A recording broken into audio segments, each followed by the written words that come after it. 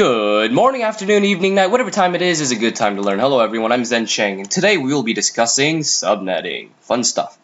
But before we begin, we have to define a few key terms, the first of which is IP address.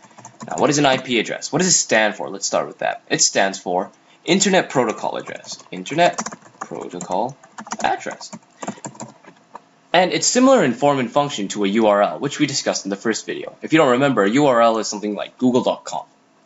Now, you can also think of an IP address as something like a social security number or a home address. So an example of an IP address is 191.22.33.44, right? But if this were an actual home address, it would look something more like USA, California, San Diego, Barton Street. Okay? Very simple stuff.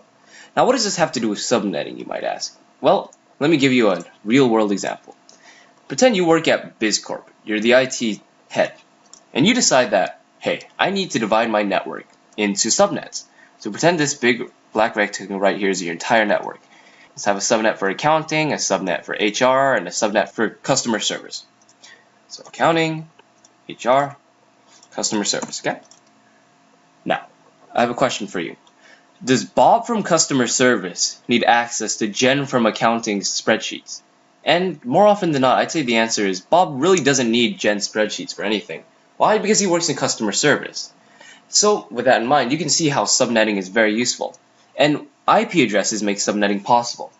Let's discuss some of the other benefits of subnetting. One other benefit of subnetting is that you can break larger networks down into smaller networks. And smaller networks are easy to manage.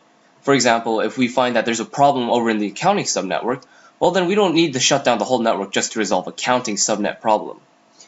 You can also reduce network traffic by reducing potential collision in broadcast traffic. Since you don't have a million packets running to and from all of these departments at one time going to the same place, then, well, you're going to reduce potential traffic collisions. And you can also apply network security policies at the interconnection between subnets, which means that you can have different policies for network security according to each little subnet, which is very useful if you're in IT. And, of course, you can save money by reducing the requirements for the IP range. Now, let's get a little technical. Bear in mind that there are now two schemes of IP addressing available, often referred to as IPv4 and IPv6. As IPv6 becomes increasingly more used, it presents a significantly more sophisticated networking addressing scheme. And interconnection between IPv4 and IPv6 addressing needs to be considered carefully. But that's a future thing going on. So if you want an example of an IPv6 address, it would be something like 2001 colon ODBA colon AC10 colon FE01 colon 000 DDDDD blah blah blah blah blah. It's very, very long. And as you can see, it offers more possibilities for different addresses. Now, why is this necessary? As we continue to grow in the future and expand our technology and what have you, we'll have more internet-enabled devices. And since every internet-enabled device has their own unique IP address, then you're going to find that, well, we're running out of IP addresses. So that's why we need to migrate to IPv6 eventually. But that's a long ways away. And thank you. That concludes our video on subnetting.